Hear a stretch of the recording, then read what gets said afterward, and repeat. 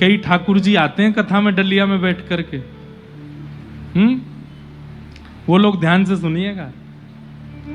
तो एक महापुरुष गए वल्लभाचार्य जी का दर्शन करने, और बटुआ में ले गए शालिग्राम भगवान। यमुना जी में स्नान करने के बाद बाहर देखा एक सुंदर वृक्ष है, उसके नीचे खूब सारी छांव थी। मन में विचार किए कि अब ठाकुर जी को लिए कहां कहां डोलेंगे। बटुआ टांग दिया पेड़ पे, और पेड़ पे वो बटुआ टांग करके भीतर गए महाप्रभु वल्लभाचार्य जी का दर्शन करने के लिए। महाप्रभु जी के सामने जाकर के सब अपनी विधि बताने लगे। सुबह उठ करके शालिग्राम भगवान को स्नान कराता हूँ, सेवा करता हूँ, चंदन आदि लगाता हूँ, उन्हीं को भोग पधराता हूँ, संगी रहते हैं, तुलसी अर्पण सब बताते। महाप्रभु जी हाँ हाँ करते गए। ठीक, अच्छा कहाँ है? विराज रहे, सुरक्षित स्थान पर विराज रहे हैं।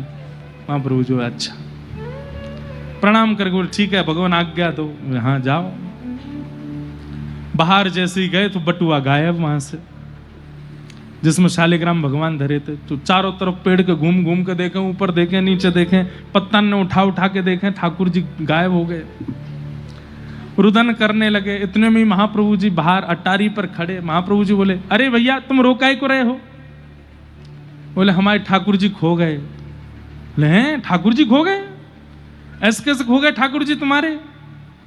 तुम तो व्यवस्थित स्थान पर रख के आए थे। बोले मैंने सोचा कि सुंदर इसमें छाया है वृक्ष में, यहीं टांग दिए थे। बोले अच्छा भीतर आओ।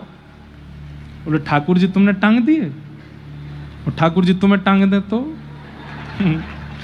ठाकुर जी टांगवे की वस्तु है? नहीं जय जय, देखो तुम्हारी उनके प्रति भगवत बुद्धि नहीं है, इसको स्वीकार करो। कहीं भी ले जाने लायक नहीं होता ठाकुर जी का स्वरूप। कहीं भी रख देना, कहीं भी बैठ जाना। एक हाथ में ठाकुर जी हैं, दूसरे तो गोलगप्पा पा रहे हैं। झूठे थोड़ी आ रहे हैं, दूर हैं ठाकुर जी तो नहीं। जो आते भी हैं हम उनको भी निवेदन करते हैं कि ठाकुर जी के लिए व्यवस्थित झांपी जी रखो, ठाकुर जी के लिए व्यवस्थित सामग्री ऐसी बना के रखो, उसमें ठाकुर जी पौड़ करके चलें। और जहां अति आवश्यक हो, अब जैसे कथा में आपको जाना है तो कथा में कैसे आओ? अपने लाल जी से कहो हे लाल जी हृदय पर आसन बिछा करके बैठ जाओ, और हृदय में आप विराजमान होकर चलो कथा सुन के आते हैं। ले आओ ठाकुर जी को, मानसी भाव से ले आओ। यहां प्रत्यक्ष ठाकुर जी को आप भीड़ में लाए हैं, और यहां से कोई कोहनी मार रहा है, कोई छींक रहा है, कोई खांस रहा है। ठाकुर जी कह रहे होंगे दाम कहां ले आयो है? हमारे लाल जी कथा सुनने आते, देखो कैसे बैठते हैं, ठाट में बैठते हैं पूरे। ठाट नहीं हो तो जा नहीं सकते कहीं भी। ऐसे ही ठाकुर जी कहीं भी ले जाने की वस्तु थोड़ी है। आप कहते हैं कि हमारे ठाकुर जी हमारे बिना रहते नहीं। ठाकुर जी आपके बिना नहीं रहते कि आप ठाकुर जी के बिना नहीं रहते, दोनों में विशेष बात क्या है? अब आपको घूमने जाना है गोवा में शादी में, ठाकुर जी हमारे बिना नहीं रहते, ले गए उनको, अम्मा होटल का ही भोजन करा रहे हो, होटल में बिना प्याज लहसुन का नहीं मिलता, तो ठाकुर जी बेचारे चना चनौरी पे ही जी रहे हैं। ठाकुर जी बोले इतना प्रेम तो नहीं करता था मैं इससे कि केवल चना चनौरी में जीवन व्यतीत कर लूं। ये तो आपकी जिद है, आप उनको चना चनौरी पे ही धर रहे हो। बात ये होनी चाहिए कि मैं ठाकुर जी के बिना नहीं रह सकता, ठाकुर जी मेरे बिना नहीं चलते आदि ये सब भाव ठीक नहीं, मैं नहीं रह सकता इनके बिना। तो स्वयं भी चना चनौरी पे ही रहिए। जब ठाकुर जी को भी बादाम चना चनौरी दिए तो वो आप भी वैसे ही रहो। महाप्रभु जी बोले अच्छा चलो अब जाओ, बाहर जाके दोबारा देखो।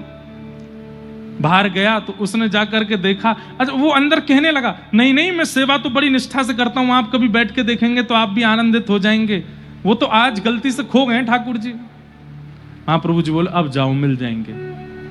वापस लौट करके बाहर आया तो उसका जैसे कम से कम 1000 बटुआ टंग रहे थे, एक ही पेड़ पे 1000 बटुआ।